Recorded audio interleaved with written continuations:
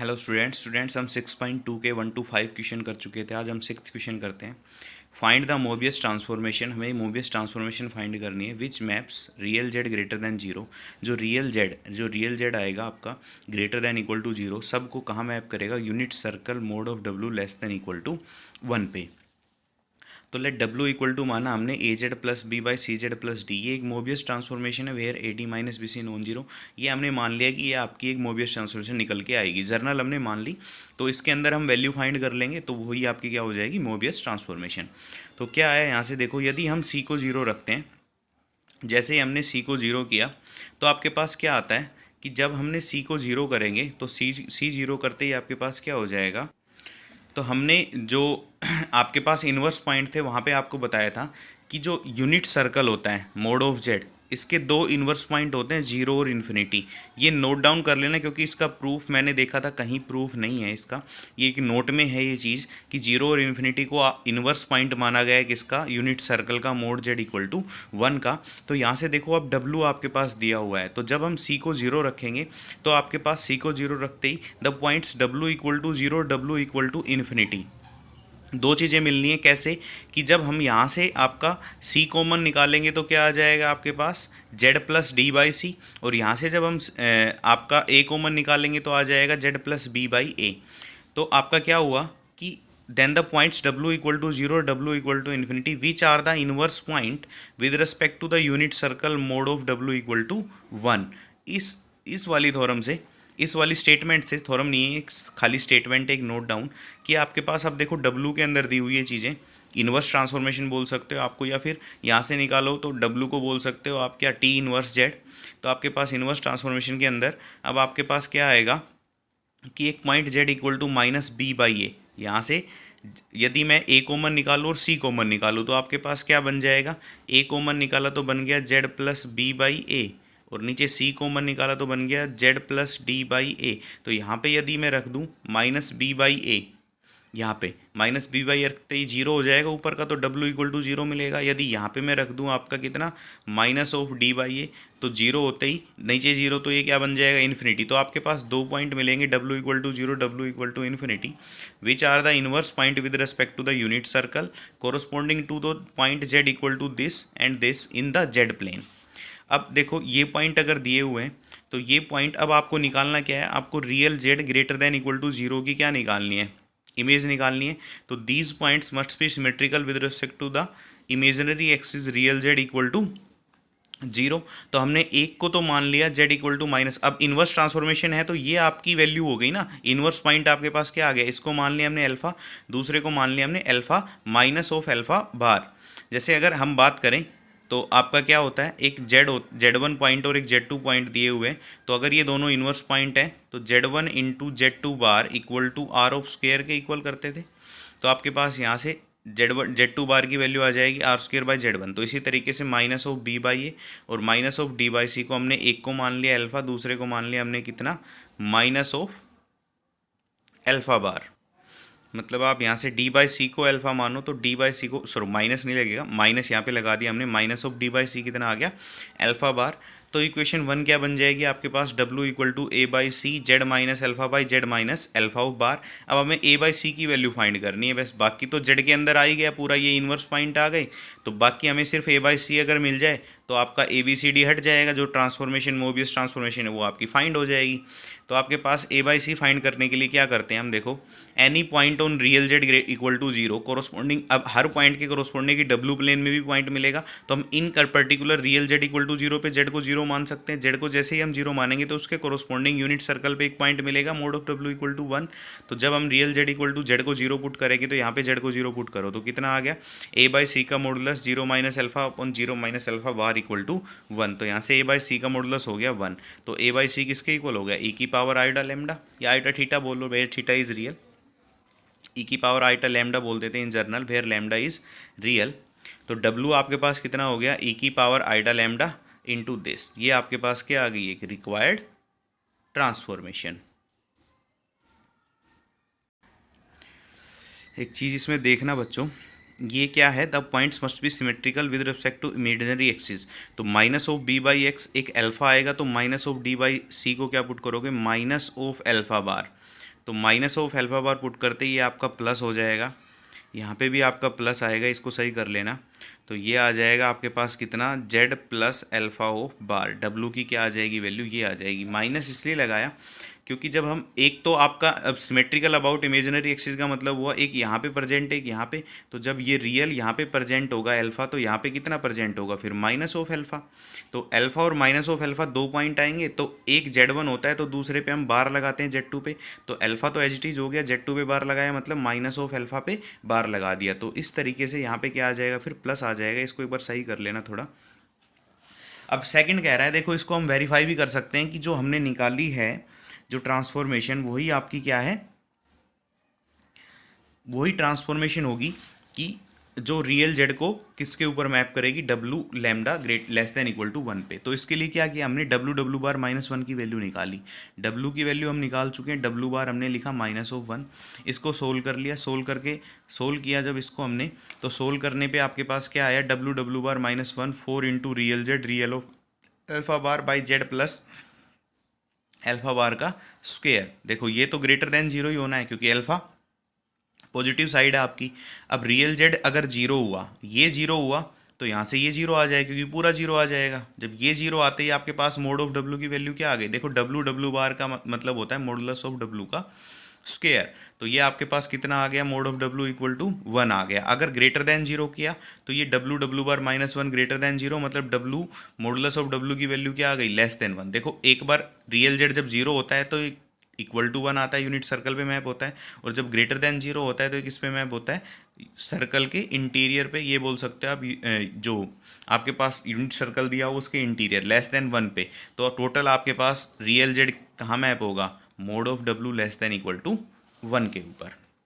Second question देखिए, find the Mobius transformation which maps the point Z equal to 0 -1 8 infinity into the points w equal to -1 -2 minus of iota and iota respectively. तो देखिए इसके अंदर we know cross ratio. अब हमने cross ratio का एक topic किया था कि क्रॉस रेशो के अंदर जो मोबियस ट्रांसफॉर्मेशन होती है वो प्रिजर्व रहती है, मतलब क्रॉस रेशो के अंदर हम उसको यूज भी कर लें वापस से आपको क्या मिलेगी, एक मोबियस ट्रांसफॉर्मेशन। तो क्रॉस रेशो का formula w minus W1 W2 minus, अब 3 पॉइंट है तो एक पॉइंट को तो हमने w मान लिया, बाकी को W1 W2 W3। तो यहाँ पे एक पॉइंट को z मान लिया, बाकी को Z1 Z2 Z3। तो क्या आ गया आपके पास फॉर्मूला, ये क्रॉस रेशियो का फॉर्मूला लिख दिया हमने। अब सारे पॉइंट्स पुट कर दिए जो जो आपको पता है, दोनों में पुट करके इक्वलिटी की आपको W फाइंड करना है इन टर्म्स ऑफ Z। तो क्या आ जाएगा आपके पास, यहाँ से W + 1 into this point put करने के बाद हमने क्या किया, देखो यहाँ पे आपके पास इन्फिनिटी पॉइंट आया हो -z infinity +1 by 1 into infinity minus of Z.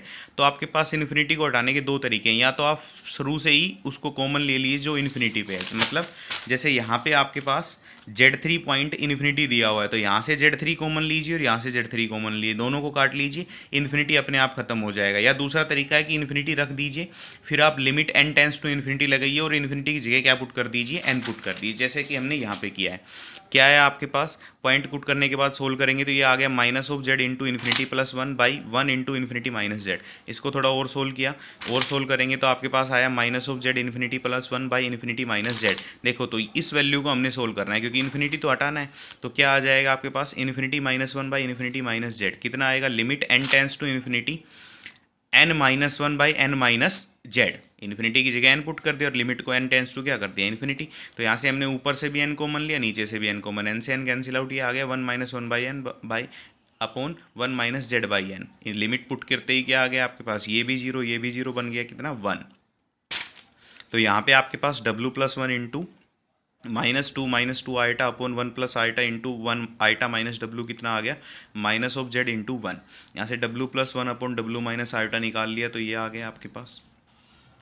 तो w + 1 by W minus eta की वैल्यू -z/2, तो w इंटू 2 + z कितना आ गया, आयटा z -2, तो w आ गया आपके पास iota of z -2 by 2 + z। तो इन करस्पॉन्डिंग के पास एक ट्रांसफॉर्मेशन हमने फाइंड कर ली। सिमिलरली नेक्स्ट दिया हुआ है आपके पास, देखो नेक्स्ट भी सेम दे रखे हैं, 2-3 क्वेश्चन आपके पास। अब नेक्स्ट 8th 9th और 10th 8th क्वेश्चन के अंदर भी क्या दिया हुआ है आपके पास, z 3 पॉइंट्स दे रखे हैं, आपको पॉइंट्स दिखाने कि ये किस ट्रांसफॉर्मेशन के अंदर इन पॉइंट्स को मैप करेगा। तो ट्रांसफॉर्मेशन निकाल दोगे, सेम क्रॉस रेशियो के अंदर पुट करना है, पुट करके आप w निकाल लोगे, वही क्या आ जाएगा आपका, मोबियस ट्रांसफॉर्मेशन आ जाएगी। ये देखते हैं फाइंड द बाइलीनियर ट्रांसफॉर्मेशन, वो एक ही बात है मोबियस और bilinear, which maps the point Z equal to 0 - 1 iota into डब्ल्यू इक्वल टू आयोटा 0 इन्फिनिटी। अब ये इन्फिनिटी दिया हुआ है तो हम पहले इसको कैंसिल आउट कर लेंगे। Also find the image of unit circle, और हमें इमेज ऑफ यूनिट सर्कल भी निकालनी है मोज ऑफ जेड इक्वल टू 1 की जो ट्रांसफॉर्मेशन आएगी आपके पास बाइलीनियर ट्रांसफॉर्मेशन, उसके अंदर यूनिट सर्कल की क्या इमेज आएगी डब्ल्यू प्लेन के अंदर।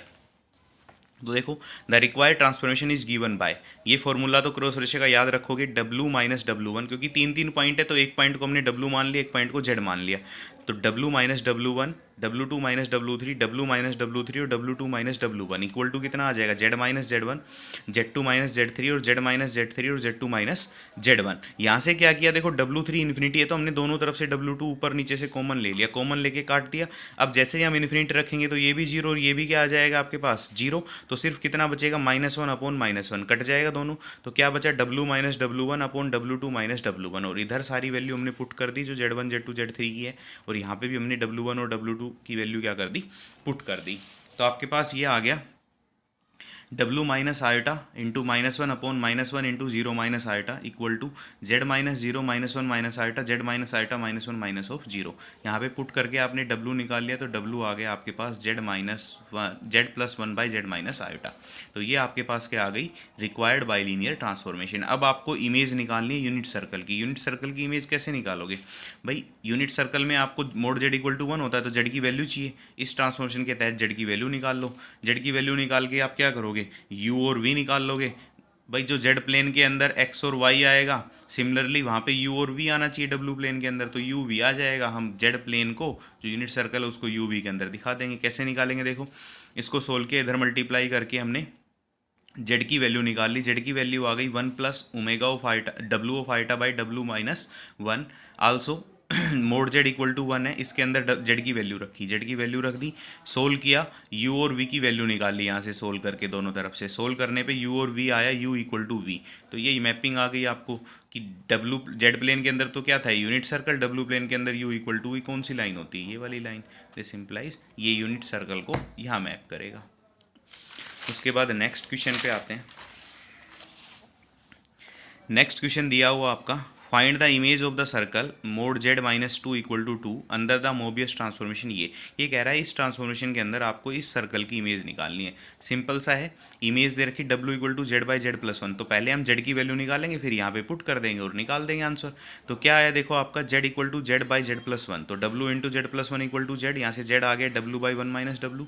तो आपके पास दिया हुआ है mod of Z - 2 equal to 2, तो यहाँ से हम क्या निकालेंगे आपके पास W के अंदर कर लेंगे इसको सारा, मतलब Z की वैल्यू पुट करेंगे यहाँ से, तो इसको लिख सकते हो Z - 2 इंटू Z - 2 का बार, मोड ऑफ Z जो लिखते हो इसका स्क्वायर क्या होता है Z into Z bar by modulus of Z का स्क्वायर के बराबर होता है। तो यहाँ इन दोनों को हमने अलग अलग कर लिया, इक्वल टू कितना आ गया 2 का स्क्वायर 4, तो Z - 2 आ गया ये, इस वैल्यू को पुट करते हुए Z - 2 निकाला, Z - 2 बार भी निकाल लिया, क्योंकि 2 पे बार इसलिए नहीं लगाया क्योंकि 2 रियल नंबर है, तो सेम ही आना है। दोनों की वैल्यू क्या की अब हमने यहाँ पे पुट कर दी, पुट करते ही आपके पास कितना आ गया ये इक्वल टू 4, यहाँ से सोल्व किया, सोल्व करते ही आपके पास क्या आया देखो 9W bar + 4 - 6W + W bar equal to 4 into this. तो यहाँ से सोल्व किया तो 5W बार, देखो ये कितना है आपके पास, ये 9W है तो ये आपके पास 4W बार तो यहाँ पे दिया हुआ है, तो 5 बचेगा, -2 into W + W bar equal to 0। W bar क्या होता है मॉडुलस ऑफ W का स्क्वायर, तो ये कितना होता है U स्क्वायर + V स्क्वायर, क्योंकि W की वैल्यू होती है U + iota V, minus of W + W bar होता है 2 ऑफ U के इक्वल। दोनों को जब ऐड करोगे ना W और W बार को, U + आइटा V और U - आइटा V, तो V से V कैंसिल आउट, क्या बचेगा खाली 2 ऑफ U। तो इसको सोल्व किया तो ये आ गया U स्क्वायर + V स्क्वायर - 4/5 U इक्वल टू 0। इसको लिख सकते हो U - 2/5 का whole square + V square equal to कितना 2/5 का स्क्वायर। ये एक सर्कल की इक्वेशन आ गई विद सेंटर 2/5 एंड 0, और रेडियस आपके पास कितनी आ गई 2/5। तो ये एक सर्कल बन गया जिसकी रेडियस आ गई 2/5 और सेंटर आ गया 2/5 और 0। तो ये इसकी इमेज एक सर्कल का ही मैप करेगा इस ट्रांसफॉर्मेशन के अंदर, इसकी इमेज इस सर्कल की इमेज एक सर्कल की मैप करेगा W प्लेन के अंदर, जिसका सेंटर होगा 2/5 0 और जिसकी रेडियस होगी कितनी 2/5। नेक्स्ट पे आओ, find the image of the real axis. 14th question कर रहे हैं। इसके बाद जो हमने किया था थर्टीन्थ क्वेश्चन सेम इसी तरीके से है बिल्कुल, जो हमने 12th किया है यही क्वेश्चन दे रखा है ऐसा ही, वो आप कर लोगे। Find the image of the real axis. अब रियल एक्सिस की इमेज फाइंड करनी है of the Z plane under the transformation W equal to this. इस ट्रांसफॉर्मेशन के अंदर आपको रियल एक्सिस की इमेज फाइंड करनी है। रियल एक्सिस का मतलब क्या हो गया आपके पास, रियल एक्सिस का मतलब हो गया आपके पास वाई क्या दिया हुआ है, 0 दिया हुआ है। तो डब्ल्यू कितना दे रखा है, 1 plus Z plus iota. Z की वैल्यू फाइंड करनी है सबसे पहले, तो जेड हो गया x plus iota y into this. X plus iota y पे जब रियल और इमेजिनरी पार्ट पुट करोगे, भाई यहाँ से क्या किया, डब्ल्यू जेड हो गया एक्स प्लस आयोटा वाई, तो 1 माइनस आयोटा डब्ल्यू की value u plus iota v upon डब्ल्यू की value u plus iota v. उसका रैशनलाइजेशन करके नीचे से आयोटा खत्म करना है, तो कितना आ गया u by u plus v square, क्योंकि सेपरेट तभी कर पाओगे, प्लस आयोटा इंटू दिस। तो एक तो यू ये आ गया आपके पास और v ये आ गया, मतलब x आपके पास इतना आ गया और y इतना आ गया। जब आप इमेजिनरी और रियल पार्ट इक्वेट करोगे तो x इतना y इतना। अब दिया हुआ है रियल z की इमेज निकालो, रियल z मतलब y 0। जैसे ही हम y को 0 पुट करेंगे तो u square plus v square equal to 0 हो जाएगा। यहाँ से क्या आएगा, u square plus v plus v square equal to कितना आ जाएगा आपके पास 0। जैसे इसको 0 पुट करेंगे तो इसको क्या लिख सकते हो, u square plus v plus 1/2 का स्क्वायर इक्वल टू 1/2 का square. It is a circle की इक्वेशन। उसका सेंटर कितना दिया हुआ -1/2, रेडियस कितनी 1/2। तो ये एक सर्कल को किस पे मैप कर देगा, एक रियल एक्सिस को किस पे मैप कर देगा, एक सर्कल के ऊपर मैप कर देगा, जिसका सेंटर 0 और -1/2 है और रेडियस कितनी है 1/2। नेक्स्ट देखिए, find the image of mod of Z plus 2 iota equal to 5 under the transformation F Z equal to 1/z। तो सबसे पहला काम एक्स और वाई की वैल्यू निकालिए और यहाँ पे पुट कर दीजिए आंसर। एफ जेड हो गया 1/z, तो एफ जेड को लिख सकते हो u प्लस आइटा वी, तो ये आ जाएगा u plus iota v W के इक्वल, मतलब z आ गया 1/u plus iota v. Rationalisation करके इक्वेट करिए इमेजिनरी और रियल पार्ट और x और y की वैल्यू निकालिए। अब सर्कल दे रखा है आपके पास z plus 2 iota equal to 5, यहाँ से x और y में लिखिए इसको, ताकि हम x और y की वैल्यू पुट कर पाएँ। तो ये हो गया x plus iota y plus 2 iota equal to 5, तो ये बन गया x प्लस आइटा कॉमन लिया y प्लस 2 इक्वल टू 5। यहाँ से इसका मॉडुलस क्या होता है, एक्स प्लस आइटा वाई का modulus x square plus y square, तो ये आ गया एक्स स्क्वायर प्लस वाई का स्क्वायर। और इधर हमने स्क्वायर कर लिया क्योंकि स्क्वायर आएगा ना मॉडुलस में, तो इक्वल टू कितना आ गया 25। इसको सोल्व किया, सोल्व करके ये इक्वेशन आ गई। इस इक्वेशन में हमने एक्स और वाई की वैल्यू पुट कर देनी है, आंसर आ जाएगा। एक्स और वाई की वैल्यू पुट कर दी, पुट करके इसको सोल्व करेंगे तो आपकी इक्वेशन आई ये u square plus v square equal to 1/21 1 minus 4 of v. तो ये क्या आ गया, आंसर आ गया। इसके बाद नेक्स्ट ये 15th के दो पार्ट हैं, आप सेम कर सकते हो। 17th क्वेश्चन जो आपका लास्ट क्वेश्चन है, show that the transformation W equal to 2z plus 3/z minus 4 maps in the circle this. इस सर्कल पे मैप होगी, मतलब ये मैप करती इस सर्कल को, इस सर्कल को मैप करती किसके ऊपर, इस स्ट्रेट लाइन के ऊपर। देखो W इक्वल टू दिया हुआ है तो Z निकालना है आपको। तो पहली बात Z इक्वल टू कितना हो जाएगा दिस, तो Z बार और फाइंड कर लो ताकि हम पुट कर पाएँ इस सर्कल के अंदर। X square plus y square minus 4x equal to 0 को क्या लिख सकते हो, जेड इंटू जेड बार, किसको लिख दोगे x square plus y square, और -4x को कितना लिख दोगे 2 of Z plus Z bar. मतलब क्या लिखोगे आप, देखो ऐसे आता है, जेड होता है कितना आपका x plus iota of y, z bar हो जाएगा आपका कितना x minus iota of Y.